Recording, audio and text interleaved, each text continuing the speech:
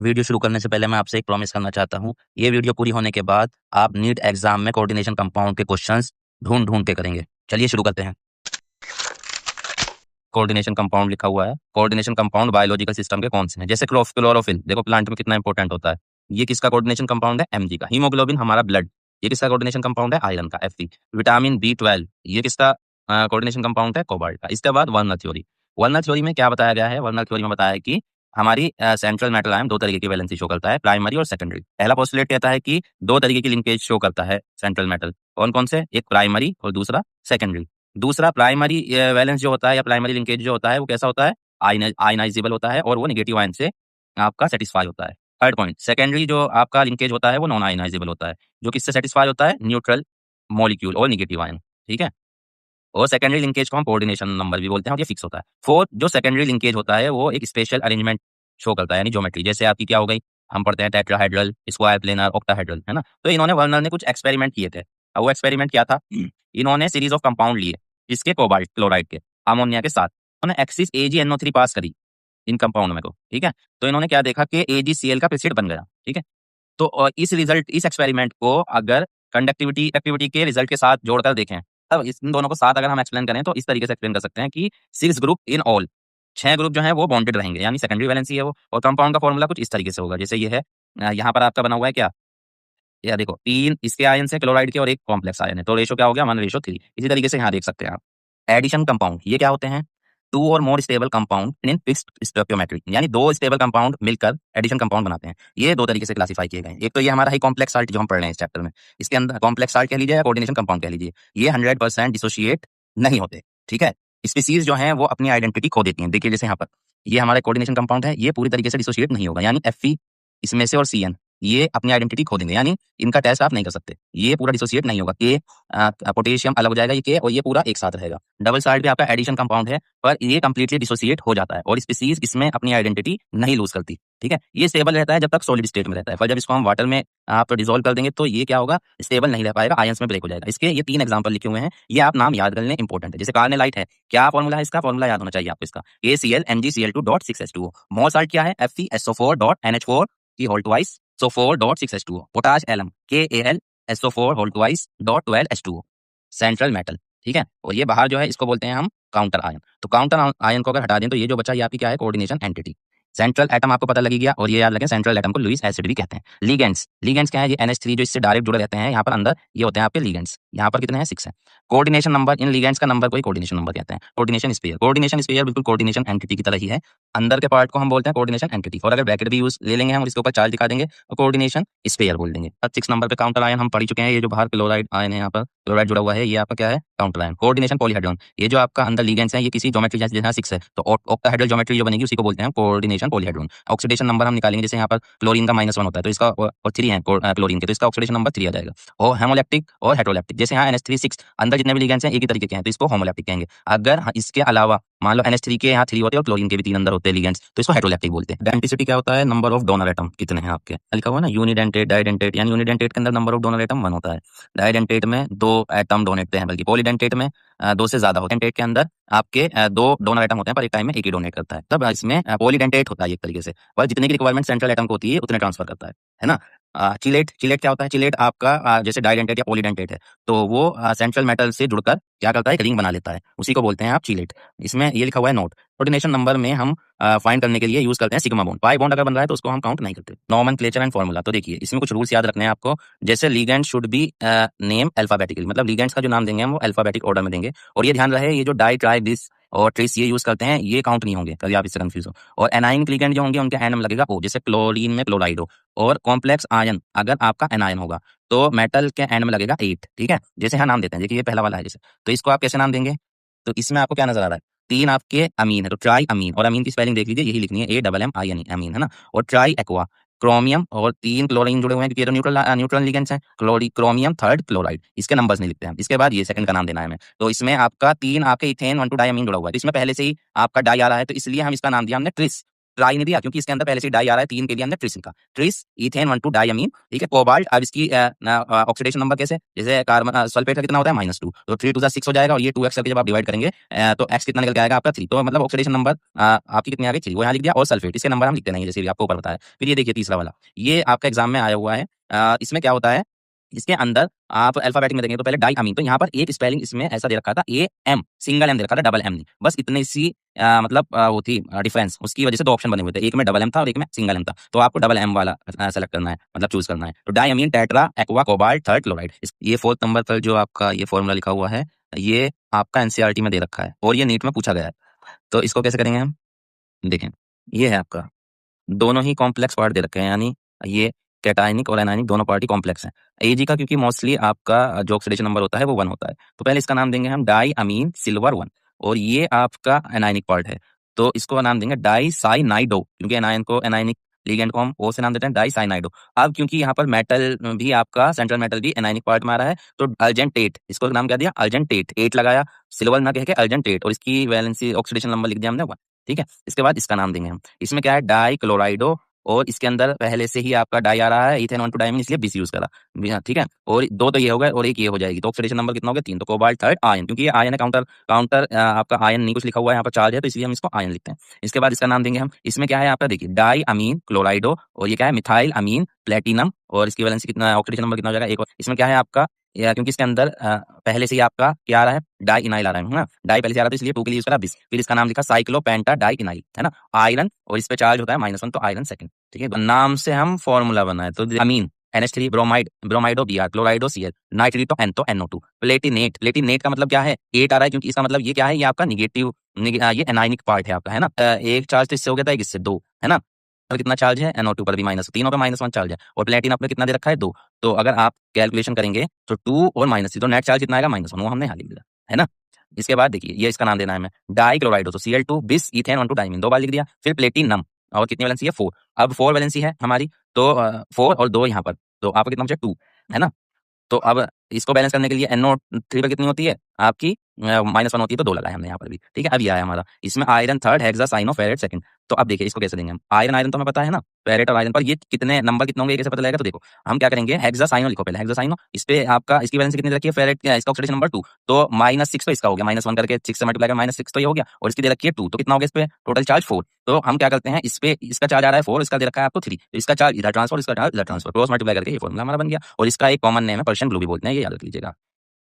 Isomerism same formula but different arrangement of atom, formula same रहता है पर arrangement जो रहती है एटम की वो डिफरेंट रहती है, और इसी की वजह से इनकी फिजिकल और केमिकल प्रॉपर्टी अलग अलग होती है। ये 2 तरीके का होता है मेनली, कौन सा, एक स्टीरियो आइसोमर और एक स्ट्रक्चरल आइसोमर। स्टीरियो आइसोमर में बॉन्ड सेम रहता है और स्ट्रक्चरल आइसोमर में बॉन्ड डिफरेंट होता है। तो स्ट्रक्चरल आइसोमर के अंदर सबसे पहले लिंकेज, लिंकेज हमें पता लग जाता है, इसके अंदर एम्बिडेंटेड लिगेंड मौजूद होता है। एम्बिडेंटेड मतलब जो जिसमें 2 डोनर एटम होते हैं पर एक टाइम में एक से ही जुड़ता है। फिर सेकंड है कोऑर्डिनेशन, इसमें क्या होता है कोऑर्डिनेशन में, जैसे आप ये एग्जांपल देख सकते हैं यहाँ पर, दोनों के दोनों आपके इसमें कॉम्प्लेक्स रहते हैं, कैटायनिक पार्ट भी और एनायनिक पार्ट भी, और लिगेंड का एक्सचेंज हो रहा है, CO के साथ CN चला गया देखिए, और Cr के साथ NH3 आ गया, है ना ये।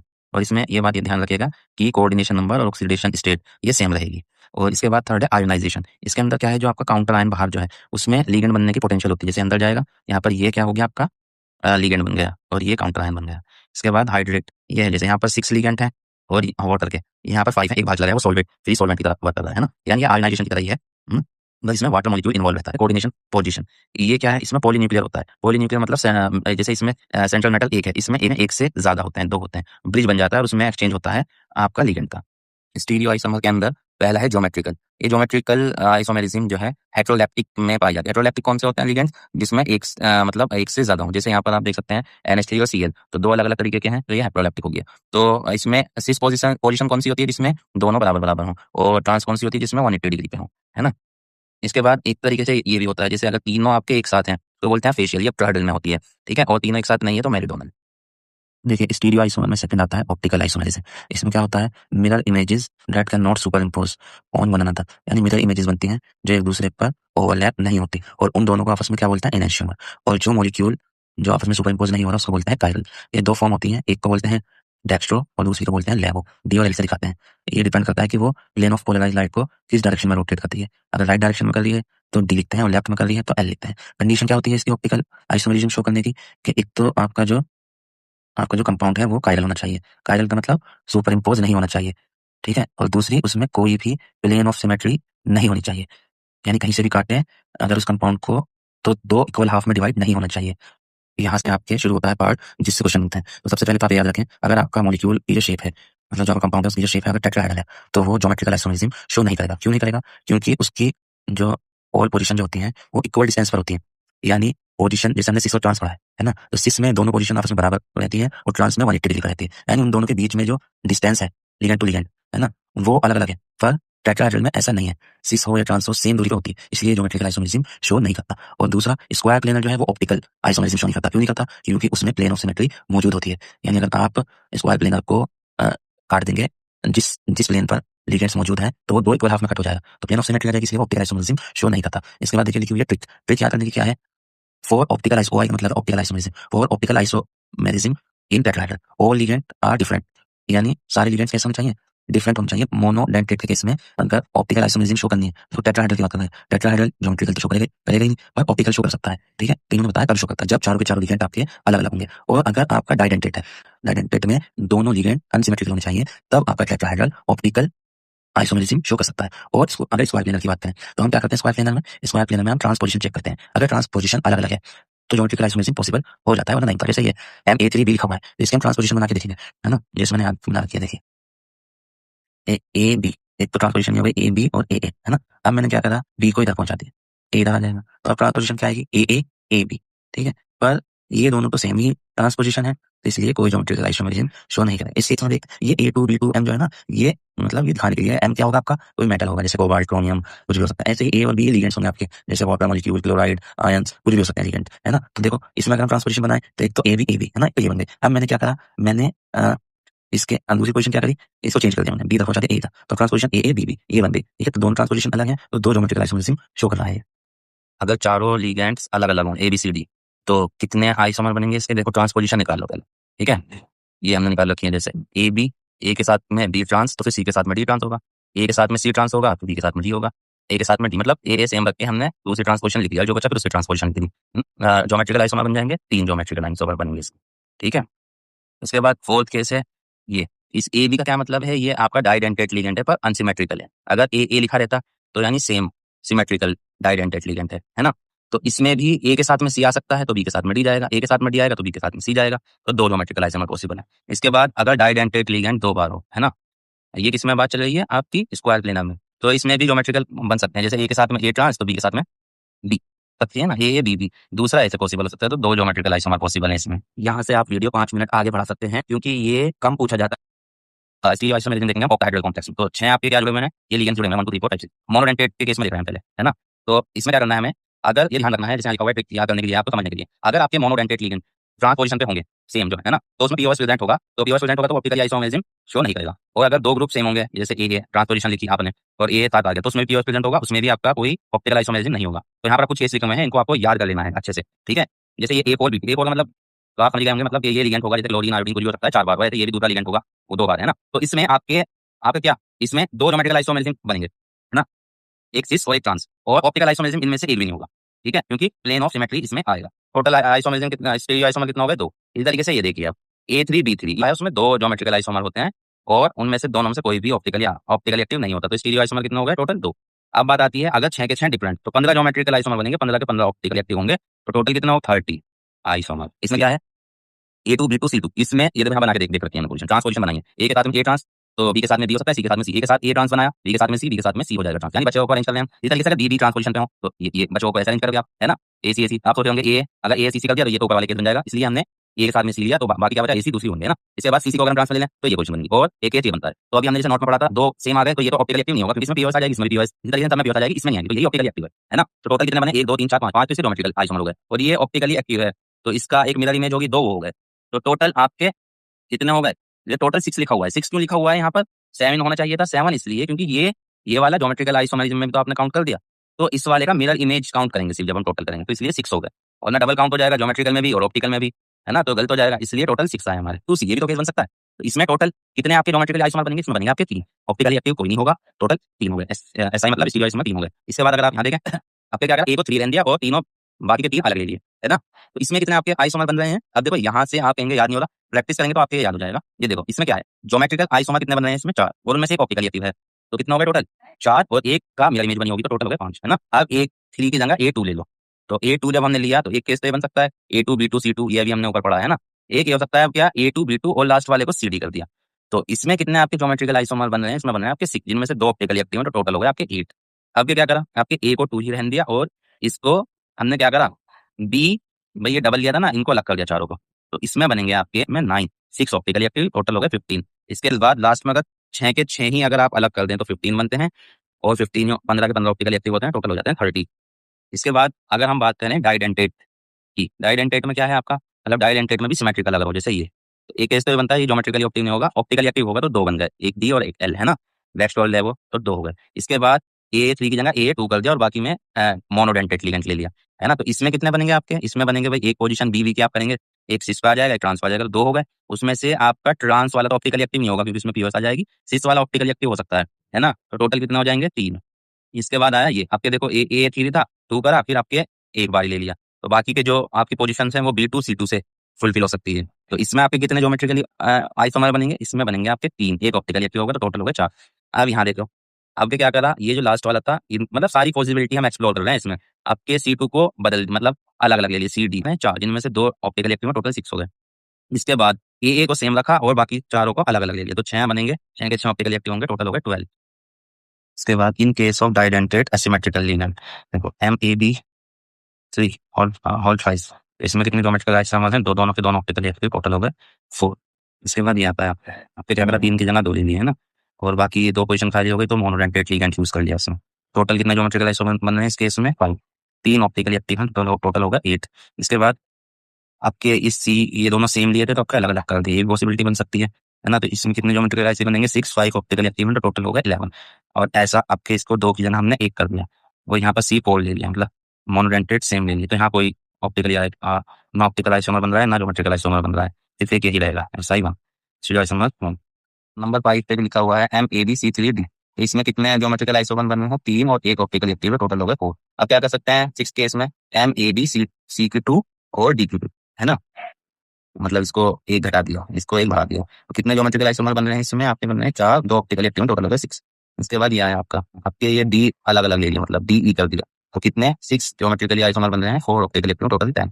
अब ये चारों अगर आपके अलग हो गए, कितने बनेंगे टोटल बनेंगे आपके 12, और 12 के 12 ऑप्टिकल एक्टिव, टोटल हो जाएंगे 24। इसके बाद नेक्स्ट है हमारा बॉन्डिंग कोऑर्डिनेशन कंपाउंड। सबसे पहले वार्नर जो थे, वार्नर ने बताया था बॉन्डिंग फीचर कोऑर्डिनेशन कंपाउंड में PBT, इसमें न्यू सेट ऑफ ऑर्बिटल बनते हैं, जैसे sp3 dsp2, और इस dsp2 में क्या इन्वॉल्व रहता है, dx2 y2 वाला ऑर्बिटल रहता है, d में d के अलग अलग होता है ना, जैसे dxy dyz, तो इसमें कौन सा रहता है dx2 y2। और नॉट ये याद रखिएगा कि हाइब्रिड ऑर्बिटल असल में बनती नहीं है, ठीक है, मैथमेटिकल मैनिपुलेशन है समझने के लिए।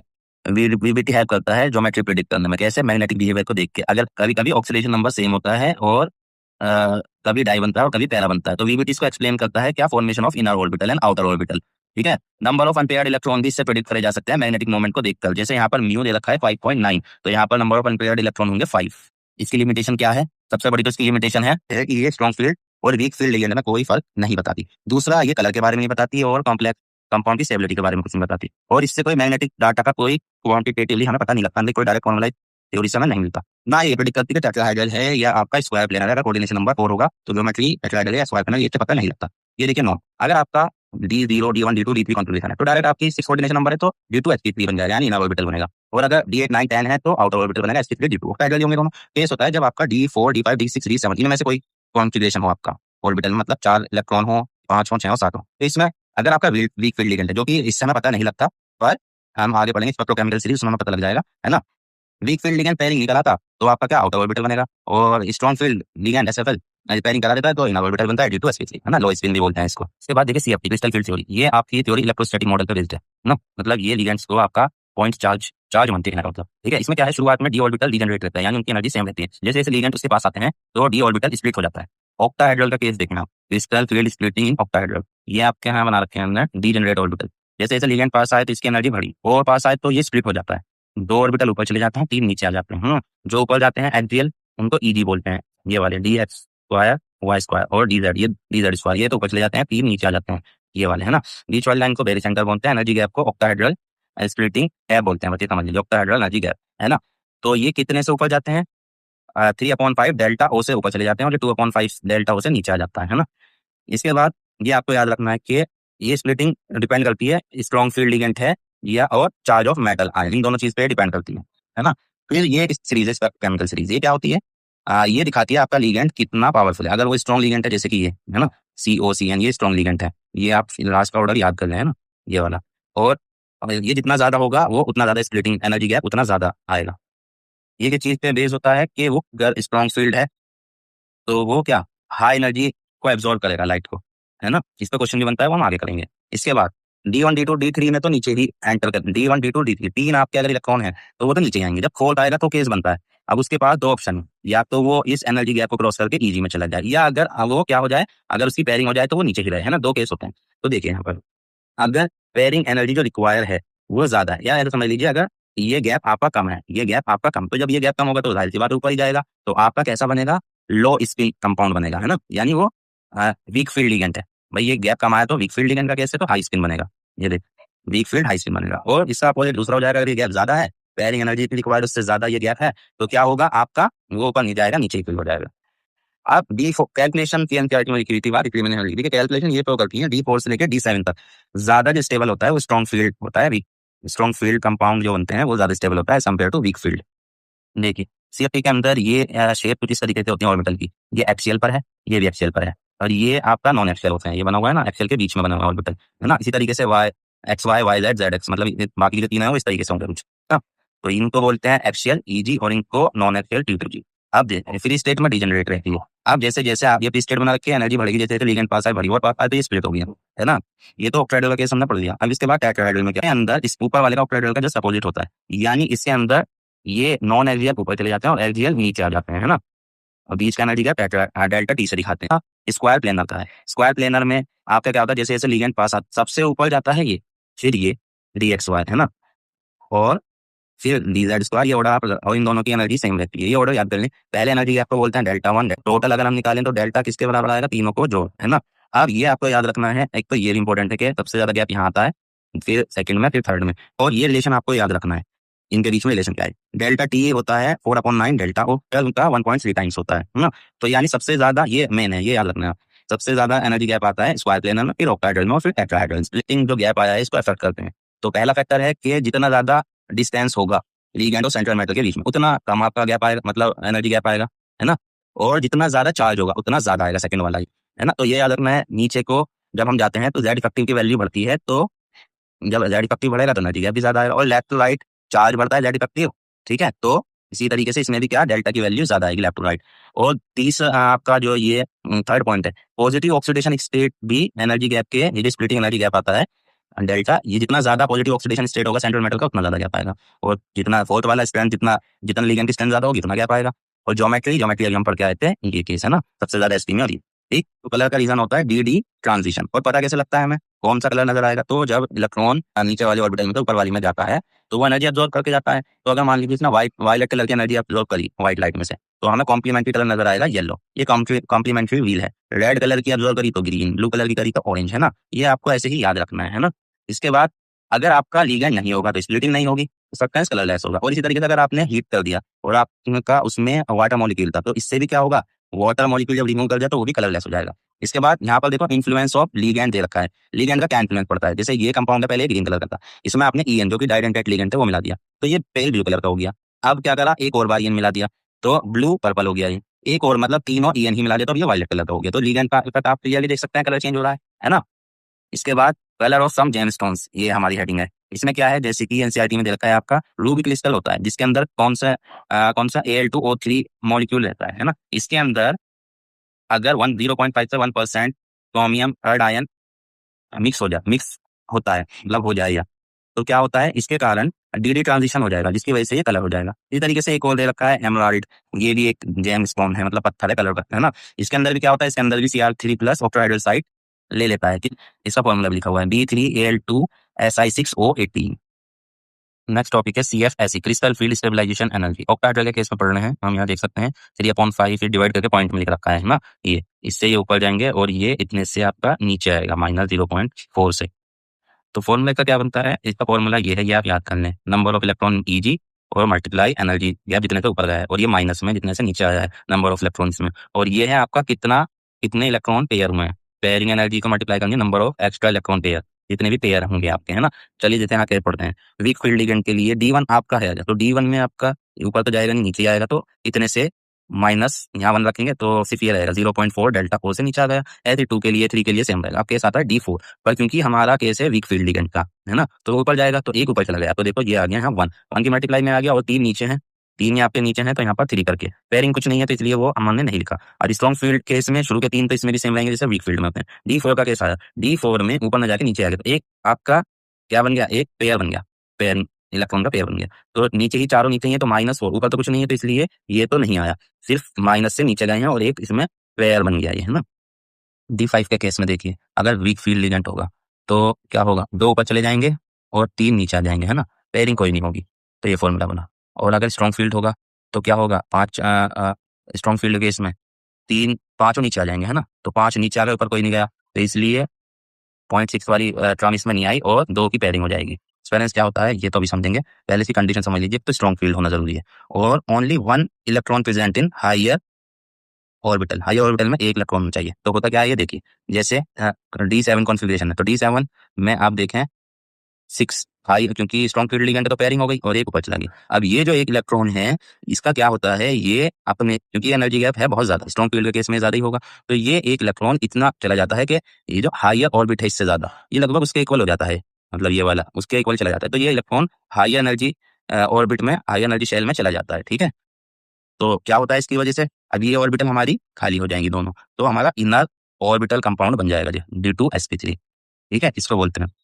इसी तरीके से कोऑर्डिनेशन नंबर 4 में, इसमें कॉन्फ़िगरेशन D9 होना चाहिए, क्योंकि देखो स्ट्रॉन्ग फील्ड में ये सब पेयर हो गए, 2 4 6 8 बचा एक, ये 9 है ना, तो ये वाला भी क्या होगा, ये भी हाइयर उसमें चला जाएगा ऑर्बिट में, तो हमारा कॉन्फ़िगरेशन Dsp2 आ जाएगी।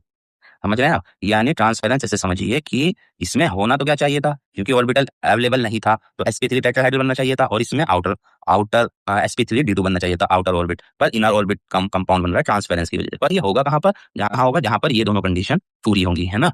तो इतना बढ़िया टॉपिक है ये, मतलब इंपॉर्टेंट टॉपिक है, इसमें से क्वेश्चन पूछा जा सकता है, जैसे कि एग्जाम्पल यहाँ पर दे रखा है ना, तो इसमें D9 कॉन्फ़िगरेशन हो रहा है और स्ट्रॉन्ग फील्ड लिगेंड भी है, तो क्या ज्योमेट्री बन गया है, DsP2 बिकॉज ऑफ ट्रांसफेरेंस। इसके बाद एप्लीकेशन ऑफ CFT, कि अगर स्टेबिलिटी कांस्टेंट ज्यादा होगा, KF की वैल्यू ज्यादा होगी, तो स्टेबिलिटी भी ज्यादा होगी। और कौन कौन अफेक्ट करता है स्टेबिलिटी को, जितना ज्यादा साइज होगा मेटल का, तो स्टेबिलिटी उतनी कम होगी। चार्ज जितना सेंट्रल एटम पे ज्यादा होगा, ठीक है, कहने का मतलब पॉजिटिव ऑक्सीडेशन स्टेट होगी जितनी ज्यादा आपकी मेटल की, उतना ज्यादा स्टेबल होगा। इसके बाद स्ट्रेंथ लिगेंड की इतनी ज्यादा होगी, स्टेबिलिटी इतनी ज्यादा होगी, जितने ज्यादा चिलेट रिंग प्रेजेंट होगी उतनी ज्यादा स्टेबिलिटी होगी। फॉर्मेशन कांस्टेंट जितना ज्यादा होगा KF, उतनी ज्यादा स्टेबिलिटी होगी। और इफेक्टिव न्यूक्लियर चार्ज जितना ज्यादा होगा सेंट्रल एटम पर, अभी हम देखेंगे इफेक्टिव न्यूक्लियर चार्ज कैसे निकालते हैं, इफेक्टिव एटॉमिक नंबर, है ना। तो जितना इफेक्टिव न्यूक्लियर चार्ज ज्यादा होगा सेंट्रल एटम का, उतनी स्टेबिलिटी ज्यादा होगी। और एक नोट लिखा हुआ है, स्ट्रेंथ ऑफ लिगेंड जितनी ज्यादा होगी वैसे उतना ज्यादा बेसिसिटी होगी, है ना। इसके बाद कलर ऑफ कॉम्प्लेक्स कंपाउंड का जो रीजन होता है वो D to D ट्रांजिशन होता है, और ये यहाँ पर कुछ एलिमेंट्स, कुछ कंपाउंड लिखे हुए हैं, जैसे ये MnO4 माइनस, है ना, Cr2O7 2 माइनस, CrO4 2 माइनस, इनमें जो कॉन्फ़िगरेशन है वो D0 कॉन्फ़िगरेशन है ना, सेंट्रल एटम जो है ये MnCr का। तो फिर इनमें क्यों चार्ज है, चार्ज चार्ज आयनिक कंपाउंड होते हैं, तो इसमें रीजन होता है चार्ज ट्रांसफर लीगेंड टू। अब charge transfer ligand to metal भी हो सकता है, जैसे इस केस में है, या मेटल टू लीगेंड भी हो सकता है, जैसे कि ये एग्जांपल लिखा हुआ है यहाँ पर, है ना, इसमें मेटल टू लीगेंड होता है चार्ज ट्रांसफर, और ये आगे 2 एग्जांपल लिखे हुए हैं, है ना। इसके बाद charge transfer metal to metal भी हो सकता है, जैसे कि ये केस लिखा हुआ है। अब एक नोट है, ये बात आपको ध्यान रखनी, जितना ज्यादा स्ट्रॉन्ग फील्ड से क्वेश्चन बनते हैं होगा, जितना ज्यादा स्ट्रॉन्ग फील्ड लिगेंड होगा, क्रिस्टल फील्ड जो एनर्जी गैप होता है उतना ज्यादा होगा, तो उतनी ज्यादा एनर्जी की वो लाइट एब्जॉर्ब करेगा, और वेवलेंथ उतनी ही कम होगी, क्योंकि एनर्जी इतनी ज्यादा होती है, वेवलेंथ उतनी कम होती है। इसके बाद नेक्स्ट टॉपिक है जॉन टेलर डिस्टोर्शन, JTD। ये क्या है, इसमें जो रेगुलर ऑक्टाहेड्रल शेप होती है वो थोड़ी डिस्टोर्टेड हो जाती है, जैसे यहाँ पर देखें, यहाँ पर क्या हो रही है, थोड़ी सी एलोंगेट हो गई, तो टेट्रागोनल एलोंगेशन। और यहाँ पर क्या हो रहा है, यहाँ पर आपकी कंप्रेस हो गई, मतलब ये ज्यादा हो गई लेंथ, और ये वाली लेंथ कम हो गई, है ना। रीजन इसका होता है unsymmetrical filling of d orbital, है ना। और हम यहाँ ध्यान दें, अनसिमेट्रिकल फीलिंग अगर T2G की होगी, तो वीक जॉन टेलर डिस्टोर्शन देखने को मिलेगा। और अनसिमेट्रिकल फीलिंग अगर ईजी की होगी तो स्ट्रॉन्ग डिस्टोर्शन देखने को मिलेगा। और अगर होगी नहीं, अनसिमेट्रिकल फीलिंग होगी, यानी अगर सिमेट्रिकल फीलिंग होगी तो नो जॉन टेलर डिस्टोर्शन, जैसे D3 या आपका D3 में नीचे वाला जो आपका T2G रहेगा वो फिल रहेगा, इसलिए इसमें नो जॉन टेलर डिस्टोर्शन। इसमें वीक, देखो ये D4 है, D4 के अंदर क्या है, ईजी अनसिमेट्रिकल है, क्या होगा, स्ट्रॉन्ग जॉन टेलर डिस्टोर्शन देखने को मिलेगा। और ये किस केस में होगा, वीक फील्ड लीनियर के केस में होगा। ये लिमिटेशन ऑफ CFT, ये सक्सेसफुली एक्सप्लेन करती है formation, structure, colour, magnetic property बहुत हद तक। बट इनमें जो एजम्पशन लिया हुआ है कि लीगेंड पॉइंट चार्ज होता है, तो इसके हिसाब से डायनामिक लीगेंड जो है वो सबसे ज्यादा स्ट्रॉन्ग होने चाहिए थे। तो हम स्पेक्ट्रोकेमिकल सीरीज में देखते हैं कि वो वीक फील्ड लिगेंड होते हैं, ठीक है। और दूसरा, ये कोवेलेंट कैरेक्टर को कंसिडर नहीं करती, है ना, ये इसकी लिमिटेशन थी। इसके बाद आपका एक टॉपिक है ये stability of coordination compound. Stability of coordination compound में हमें ये देखना है कि हमारा जो डिग्री ऑफ एसोसिएशन है, यूनिट्यूड होता है स्टेबिलिटी फॉर्मेशन या इक्विलिब्रियम कांस्टेंट का, वो स्टेबिलिटी को शो करता है। और वो क्या होता है आपका KF, है ना, या यहाँ पर ये देखिए ये लिखा रखा है β4। अगर हम स्टेप वाइज कांस्टेंट निकालें, मतलब ये जो बना होगा, अगर इसको स्टेप बाय स्टेप बनाए, एक L जुड़ा तो ये बन गया, दूसरा जुड़ा तो ये बन गया, इसी तरीके से तो स्टेबिलिटी कांस्टेंट जो आएंगे step by step K1 K2, तो फाइनल स्टेबिलिटी कांस्टेंट इन सबको मल्टीप्लाई करके बना सकते हैं। और एक बात ये भी है, वैसे ये 100% तो नहीं है, जनरली कह सकते हैं कि हम जो ये सक्सेसिव जो स्टेबिलिटी कांस्टेंट आते हैं ये डिक्रीज होते हैं, यानी K1 K2 से छोटा और K2 K3 से छोटा, पर ये जनरल रूल नहीं है। और इसके बाद अगर आपको डिसोसिएशन कांस्टेंट निकालना हो तो डिसोसिएशन कांस्टेंट रेसिप्रोकल कर देंगे 1/β4, तो आपका डिसोसिएशन कांस्टेंट आ जाएगा। बॉन्डिंग इन मेटल कार्बोनिल, यानी इसमें हम सिनर्जिक बॉन्डिंग पढ़ेंगे। ये क्या होता है, इसमें मेटल और कार्बन के बीच में जो बॉन्ड होता है, ठीक है, वो S और P दोनों कैरेक्टर लगता है। वो कैसे, देखो ये कार्बन जो है वो इसको सिग्मा बॉन्ड डोनेट कर रहा है सेंट्रल मेटल को, और बदले में ये इसको पाई बॉन्ड वापस दे रहा है एंटी बॉन्डिंग में। मेटल कार्बोनिल में हम एंटी बॉन्डिंग में ही ट्रांसफर करता है ना, क्योंकि यही नीट का सिलेबस है एंटी बॉन्डिंग में। वैसे और भी ऑर्बिटल वगैरह में ट्रांसफर करता है, पर सिलेबस में हमारे सिर्फ यही है कि बैक बॉन्डिंग में जो इलेक्ट्रॉन ट्रांसफर करता है पाई इलेक्ट्रॉन, वो पाई एंटी बॉन्डिंग ऑर्बिटल में करता है, ठीक है। इस तरीके की बॉन्डिंग को हम क्या बोलते हैं, सिनर्जिक बॉन्डिंग। और ये क्या करती है, ये इन दोनों के बीच के बॉन्ड को स्ट्रॉन्ग कर देती है। इसके बाद मेटल का निगेटिव ऑक्सीडेशन स्टेट होगी, यानी उसकी अगर ऑक्सीडेशन स्टेट कम होगी, है ना, तो एक्सटेंट ऑफ सिनर्जिक बॉन्डिंग ज्यादा होगी। अगर ज्यादा पॉजिटिव ऑक्सीडेशन स्टेट है तो एक्सटेंट ऑफ सिनर्जिक बॉन्डिंग कम होगी। इसी तरीके से सेकंड वाले में है एक्सटेंट ऑफ सिनर्जिक बॉन्डिंग कब ज्यादा होगी, जब बॉन्ड ऑर्डर आपका ज्यादा होगा, यानी अगर बॉन्ड ऑर्डर ज्यादा है तो सिनर्जिक बॉन्डिंग भी ज्यादा है मेटल और कार्बन के बीच में। थर्ड क्या है, अगर आपका बॉन्ड ऑर्डर ज्यादा होगा तो बॉन्ड लेंथ कैसी होगी, कम होगी, सीधी सी बात है। तो फोर्थ वाले में जितना ज्यादा आपका सिनर्जिक बॉन्डिंग हो, जितना ज्यादा आपका बॉन्ड एनर्जी होगी मेटल कार्बन कार्बन के बीच में, उतनी ज्यादा आपकी क्या होगी, सिनर्जिक बॉन्डिंग होगी। और पांचवा है बॉन्ड ऑर्डर। ये जो बॉन्ड ऑर्डर है ऊपर जो हमने पढ़ा, देखो 5 पॉइंट में बॉन्ड ऑर्डर कार्बन और ऑक्सीजन के बीच में, और सेकंड पॉइंट में मेटल कार्बन के बीच में था।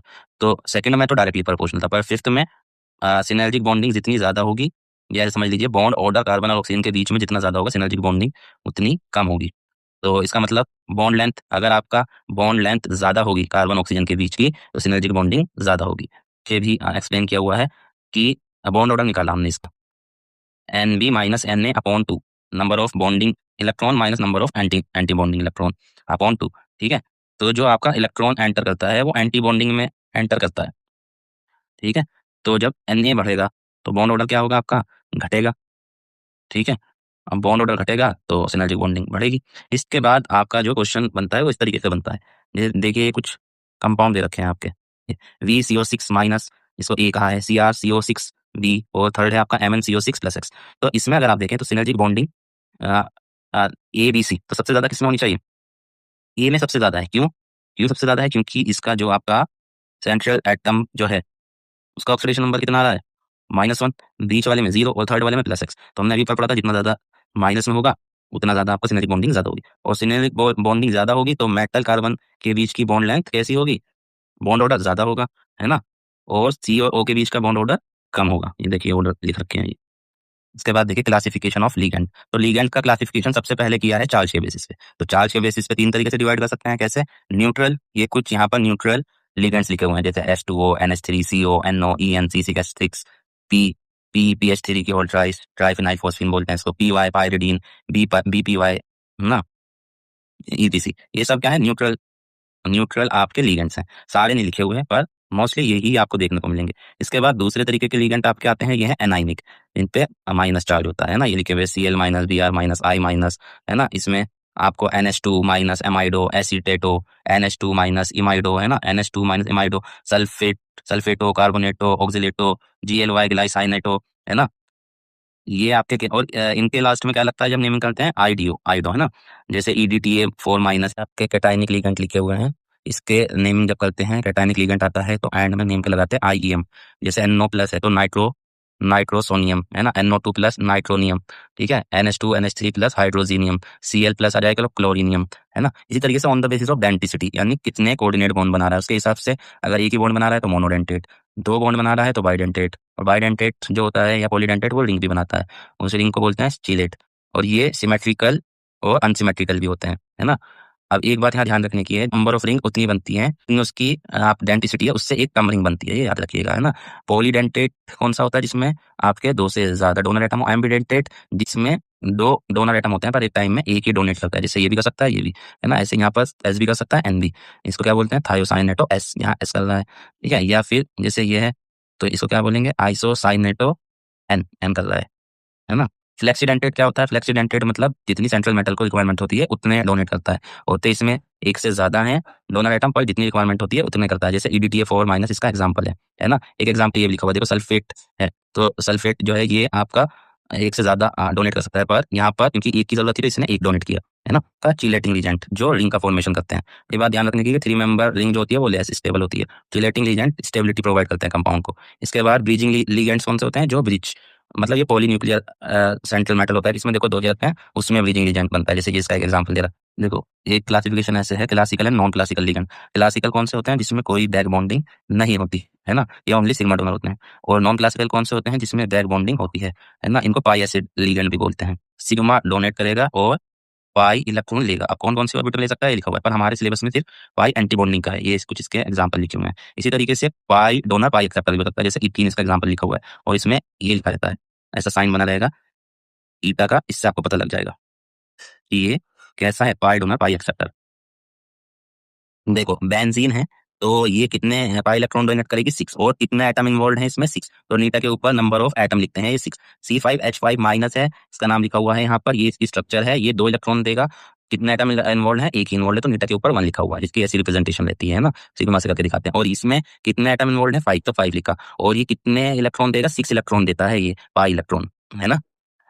इसके बाद ऑर्गेनो मेटेलिक कंपाउंड कौन से होते हैं, जिसमें एटलीस्ट 1 कोवलेंट बॉन्ड बन रहा हो मेटल और कार्बन के बीच में। ऑर्गेनो मेटेलिक कंपाउंड का एग्जांपल कौन सा होगा, जैसे ग्रिग्नार्ड रिएजेंट है RMgX। इसके बाद क्लासिफिकेशन ऑफ कॉम्प्लेक्स अगर आप देखें तो on the basis of nature of ion, simple cation, complex anion हो सकता है, जिसके जैसे यहाँ पर है, ये सिंपल है आपका काउंटर आयन, सिंपल है, और ये आपका कॉम्प्लेक्स है, कॉम्प्लेक्स आयन जो है वो एनायन है ना, तो एक तो ये हो सकता है। और अगर इधर काउंटर आयन होता आपका, है ना, और ये हमारा कैटायनिक पार्ट होता कॉम्प्लेक्स, तो हम कहते हैं कॉम्प्लेक्स कैटायन, सिंपल एनायन। बहुत भी कॉम्प्लेक्स हो सकते हैं, है ना, और न्यूट्रल भी हो सकता है। इसके बाद स्टेबिलिटी के आधार पर कॉम्प्लेक्स कैसे होते हैं, मतलब अगर KF की वैल्यू ज्यादा है तो स्टेबल होगा, उसको बोलते हैं परफेक्ट या पेनिट्रेटिंग कॉम्प्लेक्स, बहुत ही कम डिसोसिएट होता है वो। जैसे ये रिएक्शन कोई पीपीटी नहीं बनेगा क्योंकि ये तो परफेक्ट कॉम्प्लेक्स है। इम्परफेक्ट कॉम्प्लेक्स में H2S, इसमें आपका S जो है वो CD के साथ मिलकर येलो पीपीटी दे देगा, क्योंकि ये आपका इम्परफेक्ट कॉम्प्लेक्स है। इसी तरीके से सिग्मा और पाई कॉम्प्लेक्स, है ना, सिग्मा कॉम्प्लेक्स तो हम नॉर्मली जो पढ़ते हैं सिग्मा बॉन्ड, और पाई कॉम्प्लेक्स जिसमें आपका नीटा से पहचान हो जाएगी कि इसमें क्या हो रही है, बैक बॉन्डिंग हो रही है ना। ये आपका कैसे होता है, पाई कॉम्प्लेक्स। ये दो नाम भी आप याद रख सकते हैं, फेरोसिन, और ये सेकंड वाले को बोलते हैं जी साल्ट। इसमें देख सकते हैं आप कुछ इंपॉर्टेंट कॉम्प्लेक्सेस हैं, इनके आप नाम आपको याद करने हैं। जैसे फिशर सॉल्ट लिखा हुआ है, कौन सा केस है, सिंपल कैटायन और कॉम्प्लेक्स एनायन है ना। और ये सेकंड वाला जो लिखा हुआ है सोडियम नाइट्रोफ्लूसाइड, है ना, ये भी सेम केस है आपका, सिंपल कैटायन कॉम्प्लेक्स एनायन का। ब्राउन रिंग कॉम्प्लेक्स, ये आपको याद करने हैं। देखिए इसमें कैसा केस है, कॉम्प्लेक्स कैटायन है आपका और सिंपल एनायन है। और ये नेक्स्ट जो है सिस्प्लेटिन, ये न्यूट्रल कॉम्प्लेक्स है आपका। विल्किंसन कैटलिस्ट, ये भी आपका न्यूट्रल कॉम्प्लेक्स है, ठीक है। वैसे इसमें डायरेक्ट नीट में ऐसे क्वेश्चन अभी तक तो मोस्टली नहीं पूछा है, पर पूछा जा सकता है, इसलिए आप इनके नाम एक बार याद कर लें अच्छे से। Effective atomic number, EN EAN भी बोलते हैं, ये क्या होता है, number of electron present around central atom. इसका ये फॉर्मूला है En is equal to Z यानी atomic number minus oxidation state plus 2 into coordination number. तो पहले केस में अगर हम फाइंड करें Fe का कितना एटॉमिक नंबर होता है 26 और ऑक्सीडेशन स्टेट इसकी निकालेंगे तो 2 आ जाएगी प्लस 2 इंटू कोऑर्डिनेशन नंबर 6 है, तो ये वैल्यू फाइंड हो गई। इस वाले में देखें रोडियम का 45 होता है, ऑक्सीडेशन स्टेट इसकी 1 आएगी, कोऑर्डिनेशन नंबर इसका 3 और 1 4 है ना, तो ये वैल्यू कैलकुलेट करके 52 आ गई। इस वाले में अगर हम कैलकुलेट करें तो Fe का ऑक्सीडेशन नंबर 26 और इस पे चार्ज होता है -1, तो ऑक्सीडेशन स्टेट इसकी कितनी आ गई 2 और कोऑर्डिनेशन नंबर देखिए यहाँ पर 2 इंटू 6, 2 इंटू 2 मत कर दीजिएगा क्योंकि ये कितने इलेक्ट्रॉन ट्रांसफर करता है, ये 6 पाई इलेक्ट्रॉन देता है ना, तो इसलिए यहाँ पर 6 रखा। ये क्रोमियम का नंबर 24 और इस पे कुछ चार्ज नहीं होता, न्यूट्रल लिगेंड होता है, तो ऑक्सीडेशन नंबर 0 और ये भी कितने इलेक्ट्रॉन देता है आपके 6 देता है, तो 2 इंटू 6 12 हो जाएगा, 36 निकल के आए। इसके बाद आपका सिडविक रूल ये क्या होता है, ये बताता है कि सेंट्रल एटम ये ट्राई करता है कि वो नोबल सक्सीडिंग नोबल गैस जो है उसकी इलेक्ट्रॉनिक कॉन्फ़िगरेशन हासिल कर सके। इसका यूज क्या है, एप्लीकेशन क्या है, ये हमें पहली बात तो ये हमारा मेटल कार्बोनिल और पाई कॉम्प्लेक्स में ही लगता है ये रूल, एक तो बात याद रखें। और इसमें भी एक एक्सेप्शन है, ये लिखा हुआ है VCO6, ठीक है। और इससे हम क्या पता लगा सकते हैं, इससे हम जैसे मान लीजिए इसका एटॉमिक नंबर फॉर एग्जांपल 34 आ रहा है, तो जो 2 इलेक्ट्रॉन गेन करता है 36 करने के लिए, तो जब गेन करता है तो वो क्या उसका क्या होता है रिडक्शन, तो ये एक नोट यहाँ पर दे रखा है। ये जो NO आपका है ये क्या है, ये आपको बताता है कि ये नाइट्रोसिल ग्रुप 3 इलेक्ट्रॉन डोनर है। कैसे, जैसे देखिए ये CO6 है, तो कितने इलेक्ट्रॉन दे रहे होंगे, एक कितने दे रहा होगा इसको भाई 6 में के कितने देंगे 12 इलेक्ट्रॉन देंगे ना, 1 2 दे रहा है इसका मतलब देता है। और यहाँ पर भी 12 दे रहा होगा पर 4 दे रहे हैं 12, तो 12 को 4 से डिवाइड करेंगे तो कितना आएगा 3 इलेक्ट्रॉन, यानी NO जो है वो 3 इलेक्ट्रॉन डोनर है पर NO प्लस 2 इलेक्ट्रॉन डोनर ही है। Important application of coordination compound, तो सबसे पहले तो देखिए इसका analytical, chemistry, metallurgy, biological system, industry, medicine, है ना। जैसे केमिकल एनालिसिस में कहा मेटल डिटेक्ट करने में काम आता है, कलर रिएक्शन देता है चिलेटिंग एजेंट के साथ स्पेशली। दूसरा हार्डनेस ऑफ वाटर चेक इस एस्टिमेट की जाती है, सिंपल टाइट्रेशन विद Na2EDTA। और इसके बाद एक्सट्रैक्शन प्रोसेस ऑफ मेटल को एक्सट्रैक्ट करने के लिए जैसे सिल्वर एंड गोल्ड को, या प्यूरिफिकेशन ऑफ मेटल में पहले कॉम्प्लेक्स कंपाउंड मतलब बनाते हैं और फिर उसका डिकम्पोजिशन करते हैं, है ना। और कैटलिस्ट की तरह काम करता है, जैसे ये विल्किंसन कैटलिस्ट है जो हाइड्रोजनेशन ऑफ एल्कीन में यूज होता है, या आर्टिकल को इलेक्ट्रोप्लेटेड करने के लिए इलेक्ट्रोप्लेटिंग में यूज होता है ये, है ना। और ब्लैक एंड व्हाइट फोटोग्राफी में इसका यूज है, या चिलेटिंग थेरेपी जो मेडिसिन में यूज होती है, जिसमें ऑक्सिक या एक्सिस अमाउंट में जो मेटल होता है उसको क्या करते हैं, उसको रिमूव करते हैं, जैसे डिपेनिसिलअमीन कॉपर को रिमूव करने के लिए, और डेसफेरिऑक्सिनिन डी आयन को रिमूव करने के लिए यूज होता है। इसी तरीके से EDTA जो यूज होता है वो ट्रीटमेंट ऑफ लेड पॉइजनिंग में यूज होता है, और सिस्लेटिन ये कैंसर थेरेपी में यूज होता है, ये ट्यूमर्स की ग्रोथ को रोकता है, इन्फेक्ट करता है। और कुछ बायोलॉजिकल सिस्टम है जैसे कि क्लोरोफिल, इसका कोऑर्डिनेशन कंपाउंड है मैग्नीशियम का। हीमोग्लोबिन जो हमारे हमारे ब्लड का रेड पिगमेंट है वो किसका कोऑर्डिनेशन कंपाउंड है आयरन का। विटामिन B12 ये इसको एंटी पर्नीशियस एनीमिया फैक्टर भी बोलते हैं, ये किसका कोऑर्डिनेशन कंपाउंड है कोबाल्ट का, है ना। इस तरीके से कुछ एंजाइम जैसे carboxy peptidase A and carbonic anhydrase ये कैटलिस्ट हैं बायोलॉजिकल सिस्टम के, जिनको एंजाइम बोलते हैं, ठीक है। हर साल नीट के अंदर 2 या 3 क्वेश्चन कोऑर्डिनेशन कंपाउंड में से आते हैं, मोस्टली 3 क्वेश्चन आते हैं, यानी 12 नंबर आप आसानी से इस चैप्टर से कमा सकते हैं। देखिए जो कुछ हमने पढ़ा है अब देखते हैं कितना लगेगा पता है। पहला क्वेश्चन है इन कॉम्प्लेक्स में से मिनिमम कंडक्टेंस किसका होगा, तो जिसके काउंटर आयन सबसे कम है उसका होगा। तो यहाँ कितने हैं 3, यहाँ 2, यहाँ 1, यहाँ है ही नहीं, तो इसका ही होगा अलास। इसके बाद ये पैरामैग्नेटिक इनमें से कौन है, सबसे पहले तो निकल का नंबर ये होता है और इसमें प्लस ऑक्सीडेशन नंबर है, तो 2 जब ये चले जाएंगे तो 8 बचेगा, है ना। और ये हमने पढ़ा है वीक फील्ड लिगेंड है ना, तो पेयरिंग नहीं होगी तो इसका मतलब पैरामैग्नेटिक होगा। ये न्यूट्रल मॉलिक्यूल है ना, पर स्ट्रॉन्ग लिगेंड है तो ये पेयरिंग करा देगा, तो ये डायमैग्नेटिक होगा। ये वाला CN ये भी स्ट्रॉन्ग, ये भी क्या है स्ट्रॉन्ग लिगेंड है, ये भी पेयरिंग करा देगा, यानी अभी तक पैरामैग्नेटिक सिर्फ ए आया है। इसके बाद अगर आप डी की बात करें तो इसमें देखें तो ये वीक फील्ड है, तो ये पेयरिंग नहीं कराएगा, तो ये भी पैरामैग्नेटिक होगा, ए और डी हो गए। और इसके बाद अगर इसकी बात करें तो ये स्ट्रॉन्ग फील्ड है, ये भी पेयरिंग करा देगा, तो आंसर क्या हुआ आपका A and D option is correct. इसके बाद ये थर्ड क्वेश्चन देखिए, इसमें पूछा है correct order of wavelength of light absorb, है ना, किस वेवलेंथ लाइट एब्सॉर्ब करेगा। तो इसमें से स्ट्रॉन्ग फील्ड लिगेंड देख लेते हैं सबसे पहले, तो ऊपर के दोनों ये स्ट्रॉन्ग फील्ड लिगेंड, तो इनमें सबसे ज्यादा ये है ना, तो सबसे आगे B होना चाहिए और उससे पीछे A होना चाहिए, तो ऑप्शन इज ये वाला ऑप्शन में है ये। पर ये ऑर्डर है एनर्जी का, और जो ऑर्डर एनर्जी का होता है उसका अपोजिट ऑर्डर आपका होता है वेवलेंथ का, तो इसका अपोजिट ऑर्डर देखें, यानी B सबसे लास्ट में आ रहा हो फिर उसके बाद ये आ रहा हो, तो इसमें आ रहा है इसमें, तो यही हमारा करेक्ट आंसर, ठीक है। इसके बाद ये देखिए नीट 2024 में कौन से 3 क्वेश्चन आए, तो इसमें टाइप ऑफ आइसोमेरिज्म को मैच करना है। यहाँ ये देखते हैं कौन सी आइसोमेरिज्म दी, तो अगर आप देखें तो यहाँ हमें नजर आ रहा है क्या, देखो सबसे पहले देख लीजिए डी में वाटर मॉलिक्यूल किसी में है नहीं, तो यानी B1 के साथ मैच हो गया, है ना। और ये देखिए कॉम्प्लेक्स कॉम्प्लेक्स एनायन का केस है, तो C किसके साथ मैच हो गया आपका कोऑर्डिनेशन आइसोमेरिज्म के साथ। और लिंकेज आपका NO2 लिंकेज शो करता है आपका, तो इसमें दोनों ऑक्टाहाइड्रल होंगे क्योंकि 6 कोऑर्डिनेशन नंबर है। मैग्नेटिक बिहेवियर डिफरेंट होगा क्योंकि ये स्ट्रॉन्ग है और ये वीक फील्ड लिगेंड है ना। तो इन्होंने कहा ये डायमैग्नेटिक होगा, ये डायमैग्नेटिक ही होगा क्योंकि स्ट्रॉन्ग फील्ड पेयरिंग करा देता है, और ये पैरामैग्नेटिक होगा, यानी दोनों बातें ही सही है ना। ये लिखा हुआ है बहुत ट्रू। इसके बाद इसमें अगर हम आते हैं तो ये होमोलैप्टिक है, बिल्कुल सही है। एक ही तरीके का आपका लिगैंड एक ही तरीके का है। ये हेटेरोलैप्टिक है, ये भी बिल्कुल सही है। इसमें वन टाइप है और इसमें मोर देन वन टाइप है। दोनों बात बिल्कुल सही है, बहुत ट्रू है ना। कितने इजी क्वेश्चन आ रहे हैं आप देखिए। देखिए ये क्वेश्चन नंबर 7 नीट 2023 में क्या है, होमोलैप्टिक कॉम्प्लेक्स बताना है, यानी एक ही तरीके का क्या हो। ट्राई अमीन ट्राई के बाद दो तरीके के आ रहे, नहीं पोटेशियम ट्राई ऑक्सिलेट हो, इसमें ही एक तरीके का आ रहा है, यही आंसर। इसके बाद आगे में सब में दो तरीके के हैं।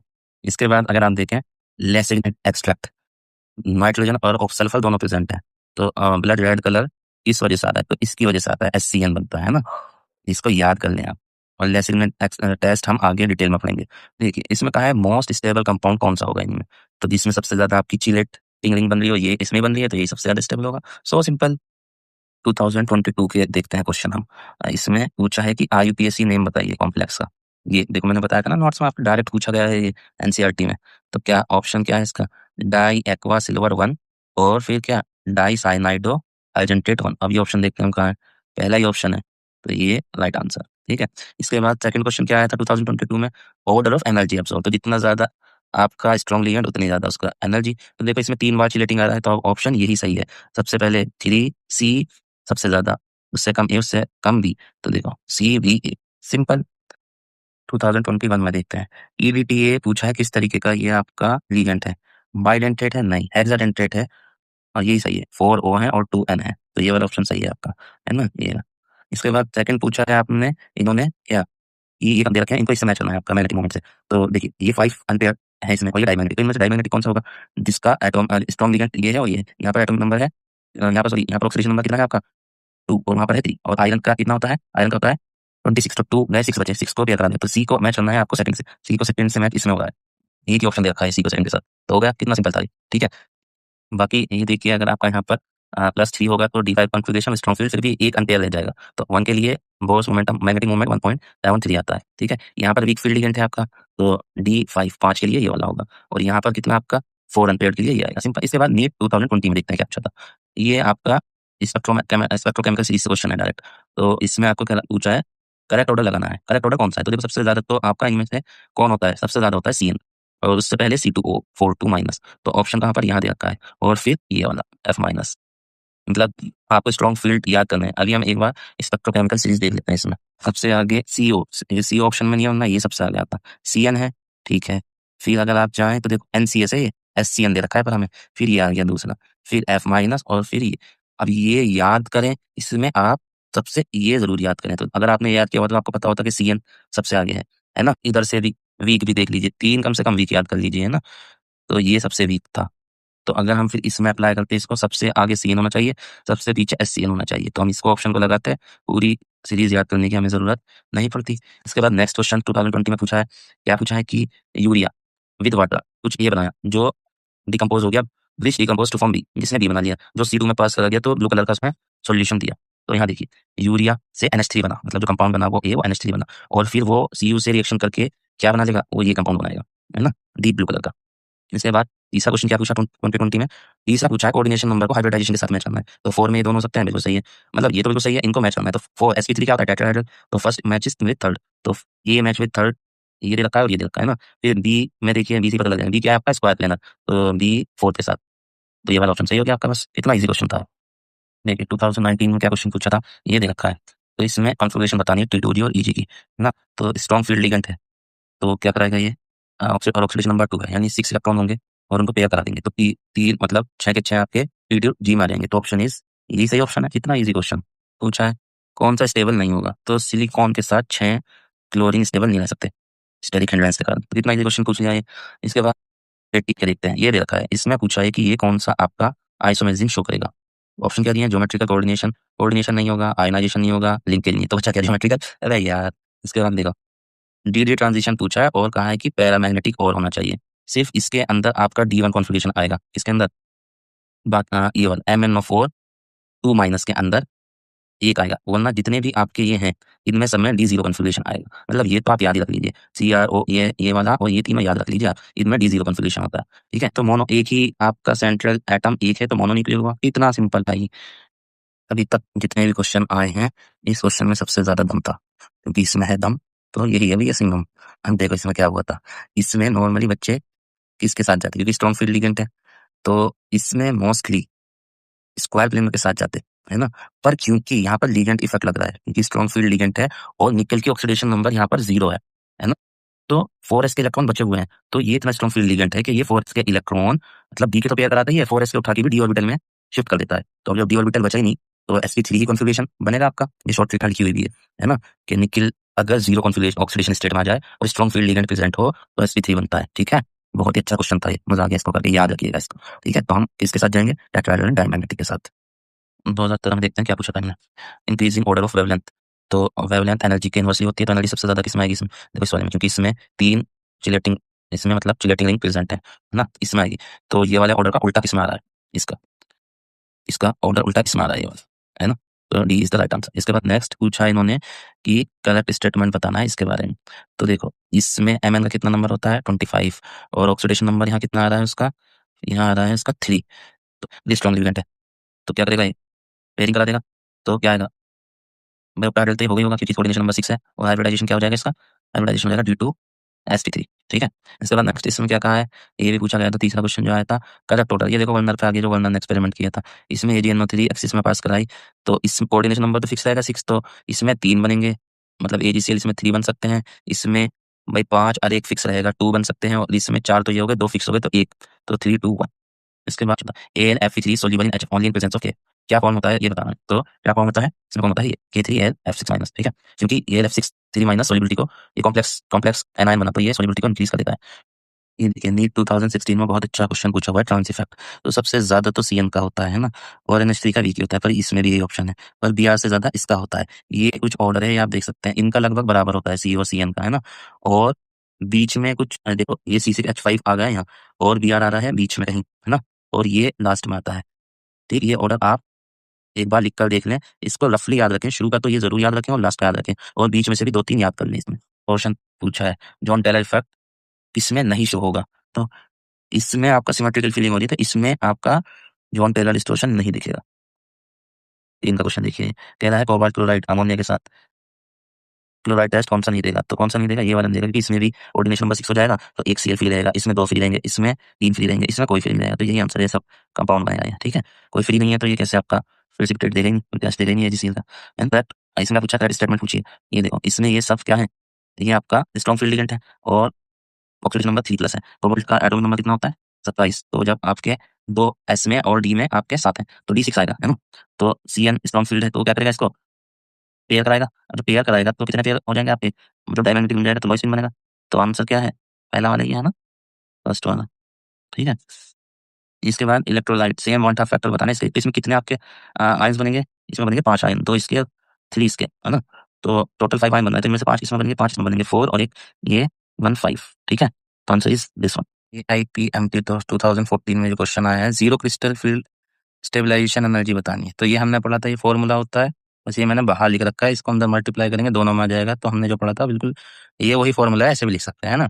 तो क्योंकि सब कैसे वीक फील्ड लिगेंड दे रखा है वाटर, तो ये तो होगा ही नहीं पेयरिंग इसमें, तो ये तो हट जाएगा। अब ये जब हम रखेंगे इसमें D5 कॉन्फ़िगरेशन आ जाएगी, है ना? भाई 26 नंबर होता है, तो D5 कॉन्फ़िगरेशन आ जाएगी, तो जब यहाँ फिल करेंगे आप 2 यहाँ और 3 यहाँ पर, तो कितना 1.2 माइनस करके 0 आ जाएगा। राइट, आप ऐसे याद रख सकते हैं, अगर D0 D5 D10 कॉन्फ़िगरेशन हो तो CFSC 0 होती है, परफेक्ट सिमेट्रिकल होता है क्योंकि वो, है ना? ठीक, कैंसर एजेंट कौन सा है? तो सिस्प्लेटिन, कौन सा है? सिस्प्लेटिन, ये इसका आंसर हो गया। इसके बाद तीसरा क्वेश्चन, मैग्नेटिक मूवमेंट ये कब होगा? जब 1 अनपेयर्ड इलेक्ट्रॉन के लिए होता है ये। तो 1 अनपेयर्ड इलेक्ट्रॉन में से किस में होगा? देखो इसमें निकल में 2 जाएंगे, तो इसमें तो पेयरिंग हो जाएगी, इसमें तो 0 होगा, ये तो आंसर होगा नहीं। कॉपर के केस में जब 1 अनपेयर्ड इलेक्ट्रॉन होगा, क्यों? क्योंकि D9 कॉन्फ़िगरेशन बनेगा, तो 1 अनपेयर्ड होगा, तो इसका आंसर यही होगा। और इसमें पूछा है नंबर ऑफ AgCl प्रेसिपिटेटेड, तो ये आपका कंपाउंड है। इसका फॉर्मूला क्या बनेगा? पहले तो ये देख लीजिए, डाइक्लोरो, ठीक है? और एक क्लोराइड आयन बाहर है, काउंटर आयन है, तो यानी एक आपका AgCl का 1 बनेगा, है ना? 3 क्लोराइड आयन प्रेजेंट है और 1 ऑक्साइड है। तो ये कैलकुलेशन करेंगे हम, तो 0.01 मोल तो ये आ गया, और कंसंट्रेशन जो वॉल्यूम रखेंगे लीटर में कन्वर्ट करके 0.01, तो आंसर क्या आ जाएगा? 0.001, ये वाला आंसर किया इसका। इसके बाद ये देखिए, nitrogen detection Lassaigne test, blue colour corresponding to, क्या होगा इसका आंसर? Fe4, और इस कॉम्प्लेक्स वाले पे होल थ्राइस आएगा, है ना? और इस कंपाउंड को बोलते हैं पर्शियन ब्लू कलर, और पर्शियन ब्लू 2013 में पूछा, पैरामैग्नेटिक बताना है। तो कोबाल्ट में 3 आपका क्या होगा? ये इसकी मतलब डी में 6 होंगे, जब 3 इलेक्ट्रॉन बहुत सर्दी आई और नेचुरली स्ट्रॉन्ग तो डायमैग्नेटिक बनेगा। ये स्क्वायर प्लेनर होता है क्योंकि प्लेटिनम का प्लस 2 स्टेज या इनमें से कोई हो, ये ऑलमोस्ट हर जगह ही इनकी जो आती है कोऑर्डिनेशन नंबर 4 हो तो स्क्वायर प्लेनर ही आती है और वो क्या होता है डायमैग्नेटिक। तो ये डायमैग्नेटिक हो गया और यहाँ भी स्ट्रॉन्ग लिगेंड है, ये भी डायमैग्नेटिक। तो बच्चा कौन सा है ये, और ये वीक फील्ड लिगेंड है, ये पैरामैग्नेटिक। उसके बाद ये देखिए क्वेश्चन नंबर 40, ये बोल रहा है कौन सा आइसोमरिज्म शो करेगा।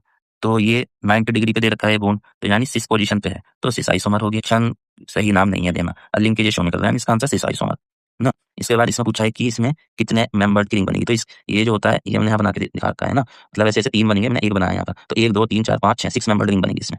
इसमें क्या पूछा है, डाई मैग्नेटिक कौन सा होगा इनमें, तो ये स्ट्रॉन्ग फील्ड है, ये है और एक ये है पर स्ट्रॉन्ग फील्ड, पर इसमें आ रही है D8 कॉन्फ़िगरेशन, ठीक है। तो D8 आ रही है तो स्ट्रॉन्ग फील्ड इसको पेयर कर देगा स्क्वायर प्लेनर। और इसकी बात करें, इसमें आ रही है आपका D5, तो पेयर भी करेगा जब भी ये पैरामैग्नेटिक ही रहेगा, है ना।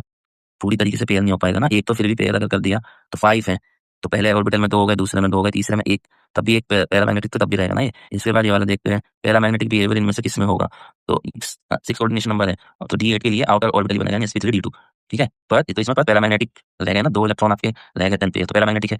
जिंक में ये तो 10 होते हैं, इसमें तो डायमैग्नेटिक होगा। इसके अलावा बात करें क्रोमियम की, तो 24 होता है इसका, यानी इसमें से कितना 3 ले जाएंगे तो इनर बनेगा इसमें, और उसमें पूछा था आउटर ऑर्बिटल।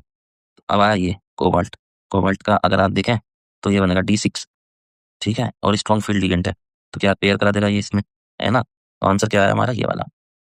ऑप्टिकल आइसोमेरिज्म इनमें से चारों में से इसमें नहीं होगी, तो इसमें नहीं होगी क्योंकि इसकी स्ट्रक्चर ऐसी होती है, इसमें प्लेन ऑफ सिमेट्री आ रही है, कोई कायरल इसमें कार्बन नहीं है, तो यही है इसका आंसर। अगर अमीनो अल्फा अमीनो एसिड की स्ट्रक्चर देखेंगे तो ऐसी आएगी, चारों डिफरेंट ग्रुप जुड़े हुए हैं इससे, है ना। इसी तरीके से लैक्टिक एसिड की अगर आप देखेंगे स्ट्रक्चर तो ऐसी आएगी, इसमें भी चारों डिफरेंट ग्रुप जुड़े हुए हैं। और टार्टरिक एसिड में भी आपका कायरल होता है, तो सिर्फ पहला जो था मैलिक एसिड वही आपका ऑप्टिकली एक्टिव नहीं है, ये दे रखा है। कौन सा इनकरेक्ट है, इसकी स्ट्रक्चर डीएमजी की यहाँ बनी हुई है, तो ये आपका बाइडेंटेड भी है, सिमेट्रिकल भी है, ठीक है। तो ज्योमेट्री पर बात आती है, तो ज्योमेट्री स्ट्रक्चर होगी वो कैसी होगी, ज्योमेट्री स्क्वायर प्लेनर होगी। इसकी इनकरेक्ट कौन सा है, टेट्राहेड्रल, क्योंकि स्क्वायर प्लेनर होगी, टेट्राहेड्रल नहीं होगी, तो यही इसका रॉन्ग है। इसके बाद नेक्स्ट इसमें क्या पूछा है, मिनिमम पैरामैग्नेटिक, तो देखो ये कितना सिंपल है, 3 एम्पियर है भाई, 3 एम्पियर है, तो यही सबसे कम पैरामैग्नेटिक होगा। इसमें पूछा है डायमैग्नेटिक इनमें से कौन सा होगा, सारे वीक फील्ड है, सिर्फ ये स्ट्रॉन्ग फील्ड है, तो यही हमारा डायमैग्नेटिक होगा। इसमें नेक्स्ट कौन सा कोऑर्डिनेशन शो कर रहा है, तो अलग ही नजर आ रहा है, कोऑर्डिनेशन आइसोमेरिज्म शो करेगा क्योंकि दोनों ही कॉम्प्लेक्स हैं, कैटायन भी और एनायन भी।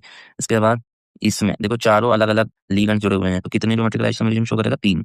और लेसिग्नल स्ट्रेप HNO3 के साथ क्यों बॉइल किया जाता है, तो इसका रीजन क्या है, इसका रीजन है ये Na2S और NaCN को डिकम्पोज कर देता है, ठीक है। अब ये लेसिग्नल टेस्ट पे बहुत सारे क्वेश्चन आए हैं, ये टेस्ट होता क्या है, इस टेस्ट को सोडियम फ्यूजन टेस्ट भी बोलते हैं। क्यों जरूरत पड़ती है, क्योंकि ऑर्गेनिक कंपाउंड में एलिमेंट कोवेलेंटेड बॉन्डेड होते हैं, उनको डायरेक्ट डिटेक्ट करना मुश्किल होता है, तो उन्हें आयनिक फॉर्म में कन्वर्ट करने के लिए कन्वर्ट करते हैं जिससे वो इजिली डिटेक्ट हो जाए। तो इसमें इसलिए उनको में सोडियम का फ्यूजन करते हैं, सोडियम के साथ हीट करते हैं, है ना।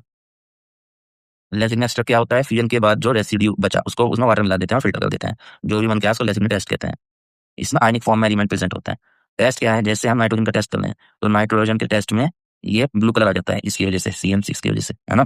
सल्फर का टेस्ट कैसे, लेड एसिड टेस्ट, इसमें PBS बनता है ब्लैक ब्लैक कलर का। हाइड्रोजन का कैसे करते हैं, इसको बॉइल करते हैं HNO3 के साथ।